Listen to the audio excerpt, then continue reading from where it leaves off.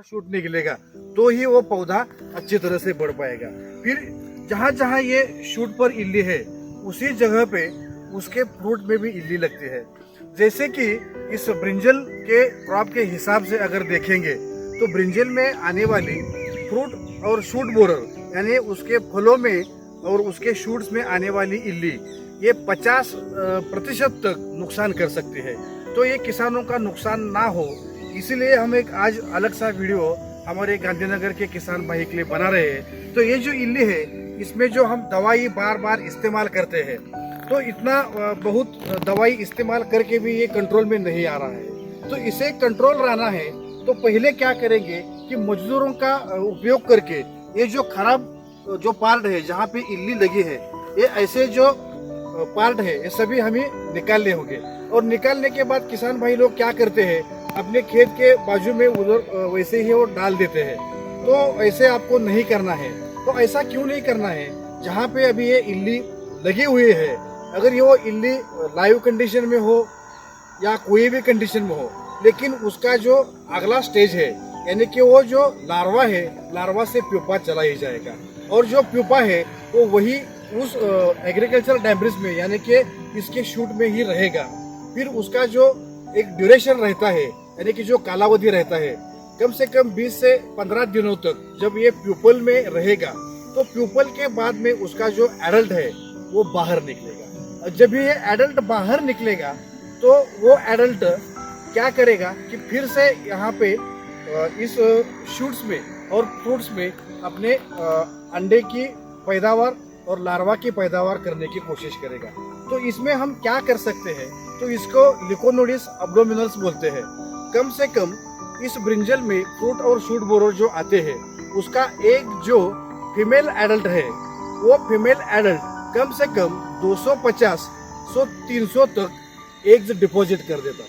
जब ये eggs deposit करेगा तो क्या होगा कि वो एग्स से जो लार्वा बाहर निकलेगा वो अपने शूट का और फ्रूट का डैमेजिंग करेगा।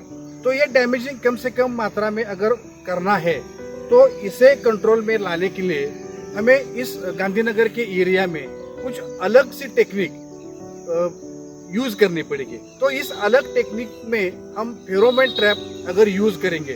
अभी तो ये फेरोमोन ट्रैप क्या होता है कि जैसे ये दोनों एडल्ट्स यानी कि मेल और फीमेल दोनों जब बाहर आएंगे अपने प्यूपल कंडीशन से तो वो जब मेटिंग करेंगे तो मेटिंग करने के बाद जो मेल एडल्ट है वो मर जाता है लेकिन फीमेल एडल्ट चाहे आगे 5, 6, 7 दिनों में कोई भी और कैसी भी गंभीर परिस्थिति भी निर्माण हो गई तो वो एग्स डिपॉजिट किए बिना नहीं मरेगी।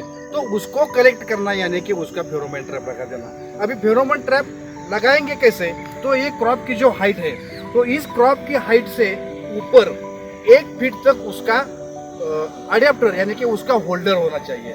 जो होल्डर रहता है उस होल्डर में एक ल्यूर लगे रहते हैं और वो ल्यूर के नीचे एक प्लास्टिक की थैली होती है जिसमें एक टैल्कम पाउडर स्प्रे कर दिए गए होते हैं। तो ये जो ल्यूर है यानी कि जो फीमेल एडल्ट मेल एडल्ट को मीटिंग करने के लिए अपने पास बुलाने के लिए जो एक स्मेल छोड़ती है वो स्मेल यानी कि उसको ल्यूर बोलते हैं। तो उस ल्यूर में वही स्मेल दिया गया होता है यानी कि अगर हम यहाँ पे वो फेरोमोन ट्रैप लगा देंगे और एक एडल्ट में हम अगर कलेक्ट कर पाए तो कम से कम 250 एग्स हम वो डिपॉजिट होने से बचा सकते हैं। यानी कि हमारे खराब होने वाले जो शूट्स है और जो फ्रूट्स है वो 250 तक हम कम कर सकते हैं। इस पेस्ट के बारे में अगर हम अगला कुछ देखेंगे तो एक मेल एडल्ट कम से कम 4 और ज्यादा से ज्यादा 5 फीमेल एडल्ट के साथ मीटिंग करने के बाद ही मर जाता है। यानी कि एक मेल एडल्ट फीमेल एडल्ट के जरिए कम से कम 1000 या 1250 तक अपने जैसे खुद का लार्वल का प्रोडक्शन यानी कि उसका एक का प्रोडक्शन करता है। तो ये इन्वायरमेंटली सेफ बना रहे, यहाँ की आने वाली जो इल्ली की कंट्रोल की लागत जो है वो लागत कम हो जाए और हमें पॉइजन फ्री फूड यानी कि जो विष मुक्त अन्न ये जो संकल्पना है वो हमें मिल जाए। इसलिए ये वीडियो आज का बनाए।